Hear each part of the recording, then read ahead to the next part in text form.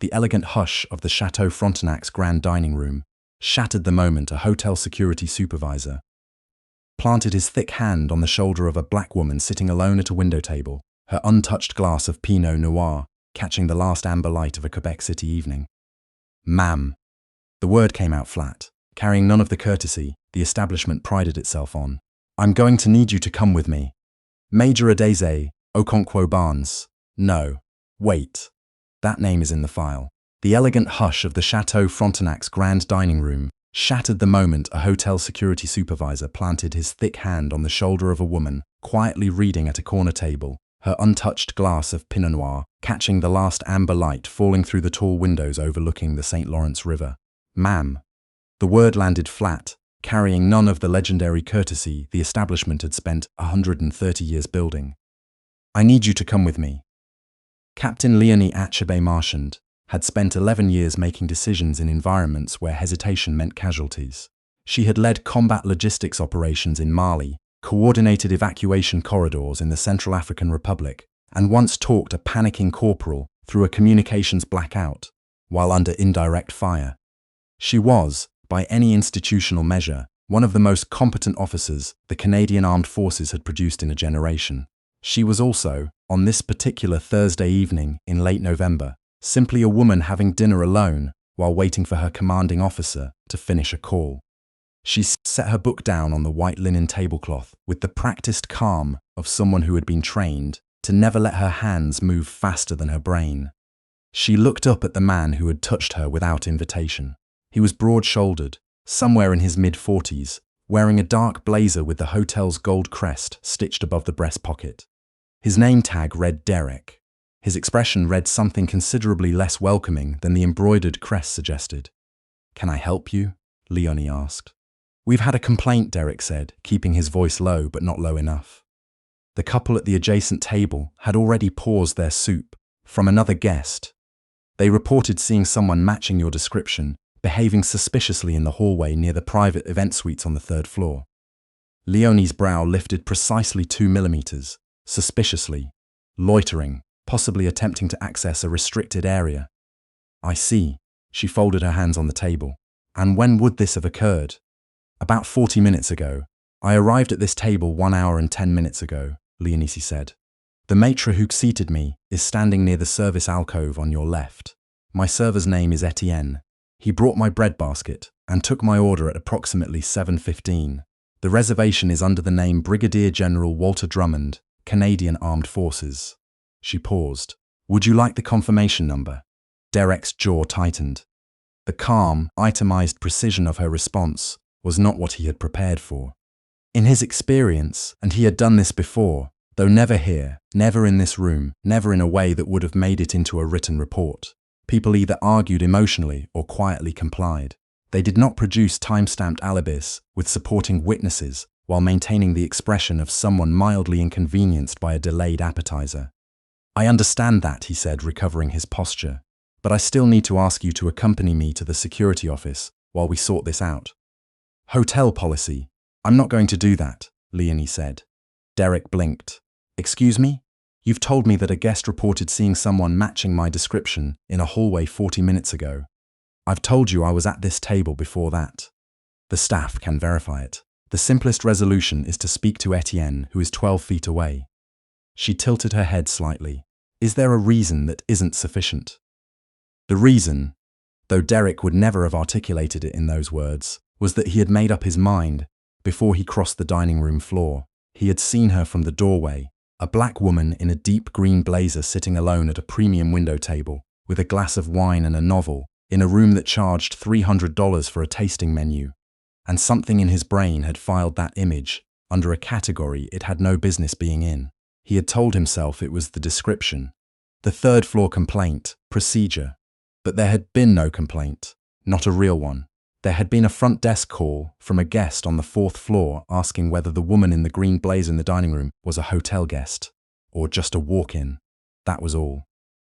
A question, not an accusation. Derek had converted it into something heavier on his way down the stairs. "Ma'am, I'm going to have to insist," he said, his voice dropping into the register he used when he wanted to signal that pleasantries were over.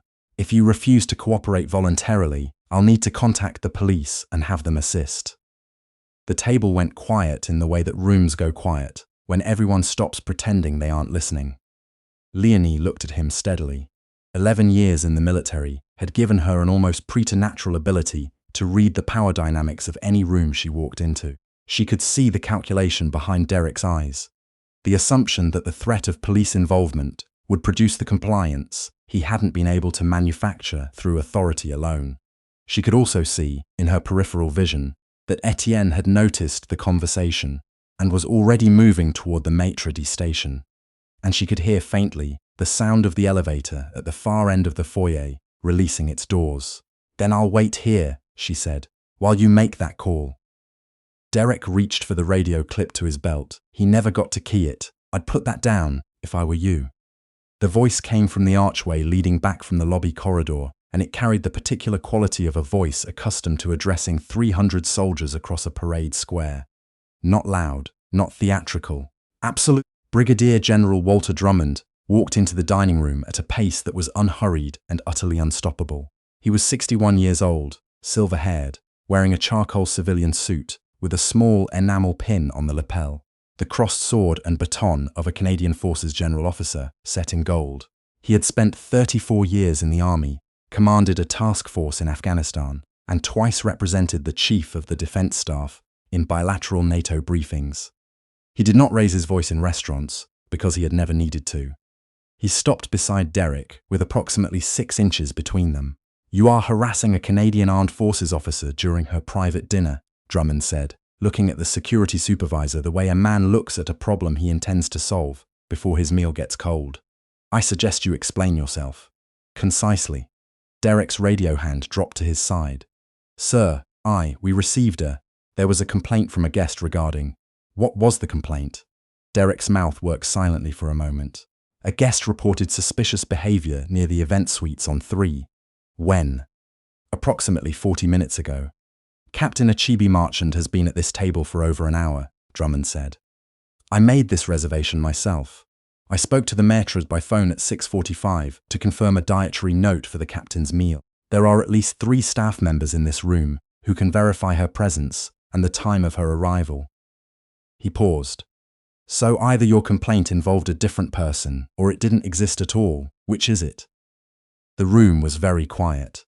Derek looked at the general. He looked at Leonie, who had picked up her wine glass and was waiting with the patience of someone who had learned to wait in significantly worse conditions than this. He looked at the dozen or so diners who had entirely abandoned any pretense of not watching. There may have been a miscommunication," Derek said, "between the front desk and..." "A miscommunication," Drummond repeated. "You walked across this dining room and put your hand on a senior officer's shoulder because of a miscommunication." Derek said nothing. "Your name is Derek," Drummond said, reading the tag. "Derek, I'm going to need your manager's name, the name of your general manager, and the name of the individual who relayed this supposed complaint to you. You'll provide those to Captain Achebe-Marchand in writing before we order our main course." He pulled out his phone. "And then I'm going to make a phone call." The number he dialed connected in 2 rings. "Francois," Drummond said, to the man who happened to be the regional vice president of operations for the hotel group that owned and managed 3 of Canada's most iconic properties, including the one they were currently standing in. Drummond had met Francois Lauzon at a fundraising dinner for military families the previous spring and had stayed in contact since. "I apologize for the late call. I'm in your Quebec City property right now, and I need 15 minutes of your attention. One of your supervisors just attempted to remove a decorated Canadian Forces officer from your dining room based on what appears to be a fabricated complaint. I have 30 witnesses and a reservation record." A pause. "Yes." "I'll wait." Derek stood in the middle of the dining room floor and felt the evening close around him like a sealed room. The call lasted 8 minutes. Lauzon arrived at the hotel 45 minutes later. He lived 20 minutes away in the old city, and he did not waste time when a call came from someone like Walter Drummond. He came through the front entrance still wearing his coat, crossed the lobby at a pace that made the night manager physically step aside, and stopped in the dining room doorway long enough to take in the scene. Drummond and Achebe-Marchand at the window table, finishing the charcuterie the maitre d' had sent over with an apology.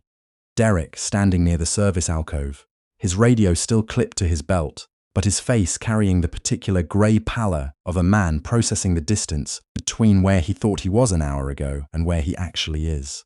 Lauzon spent 4 minutes with Drummond and Leonie.